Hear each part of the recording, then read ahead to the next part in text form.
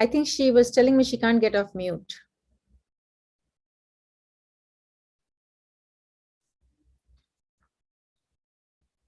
Do we? Yeah, I'm making her. I'm unmuting her, Mataji. 1 minute.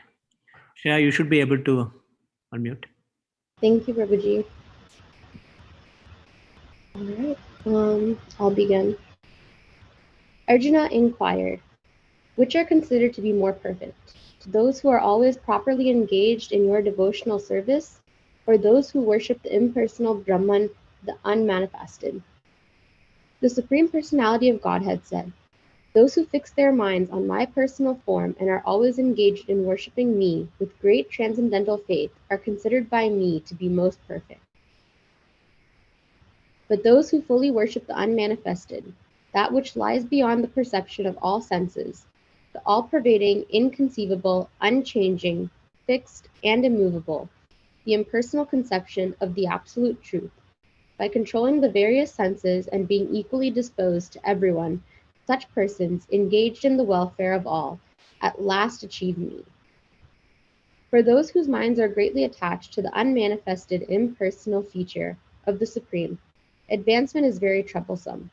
To make progress in that discipline is always difficult for those who are embodied.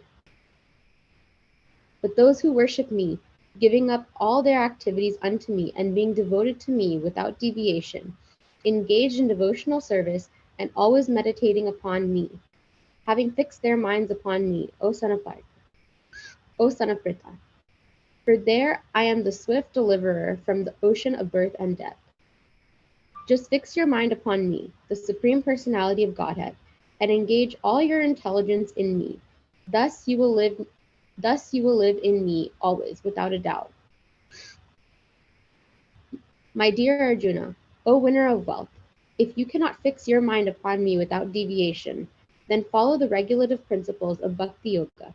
In this way, develop a desire to attain me. If you cannot practice the regulations of Bhakti Yoga, then just try to work for me, because by working for me, you will come to the perfect stage. If, however, you are unable to work in this consciousness of me, then try to act giving up all results of your work and try to be self-situated. If you cannot take to this practice, then engage yourself in the cultivation of knowledge. Better than knowledge, however, is meditation, and better than meditation is renunciation of the fruits of action, for by such renunciation, one can attain peace of mind. One who is not envious, but is a kind friend to all living entities, who does not think of himself a proprietor and is free from false ego, who is equal in both happiness and distress, who is tolerant, always satisfied, self-controlled, and engaged in devotional service with determination, his mind and intelligence fixed on me, such a devotee of mine, is very dear to me. He by whom no one is put into difficulty, and who is not disturbed by anyone, who is equipoised in happiness and in distress, and fear and anxiety, is very dear to me.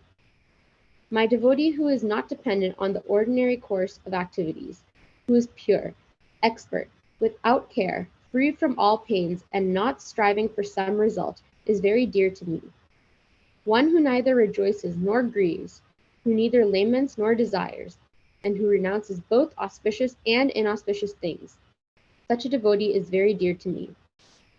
One who is equal to friends and enemies, who is equipoised in honor and dishonor, heat and cold, happiness and distress, fame and infamy, who is always free from contaminating association, always silent and satisfied with anything, who doesn't care for any residence, who is fixed in knowledge, and who is engaged in devotional service, such a person is very dear to me.